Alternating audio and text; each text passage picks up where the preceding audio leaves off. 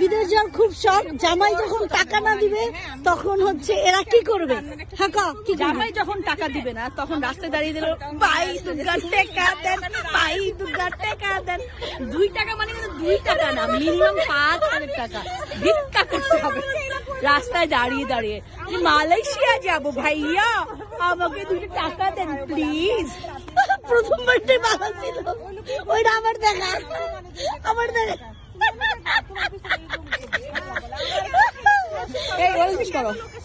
তোমার জামাই যখন বিদেশ যেতে চাইবে টাকা না দিলে কি করবে বলো? টাকা না দিলে কি করব? আমি ভাবি সিন ক্রিয়েট করব, বাসা থেকে বের করে দিব, বিষ খাওয়াই দিব সব। এই কোন করবি? জামাই বিষ খাইবো। হ্যালো গাইস, জামাইকে বিষ খাবে। তুমি কি করবে বলো? দিবি কিনা বল। তুই কি করবি বল? তুমি কি করবে বলো? আমি কিছুই করবো না, বেকার মানুষ তো যাবো, না দিলে নাই তো থাকো তুমি, তোমার টাকা নিয়ে।